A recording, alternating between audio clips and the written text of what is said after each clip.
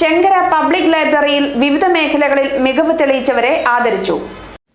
Chenkara public ലൈബ്രറിയിൽ വിവിധ മേഖലകളിലെ പ്രതിഭകളെ ആദരിക്കുന്നതിനായി ചേർന്ന സമ്മേളനം ബ്ലോക്ക് പഞ്ചായത്ത് അംഗം ലിസി ജോസഫ് ഉദ്ഘാടനം ചെയ്തു.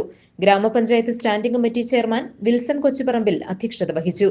സിജി ആന്റണി, ബേസിൽ ബേബി, എം വി കുര്യാക്കോസ് എന്നിവർ പ്രസംഗിച്ചു.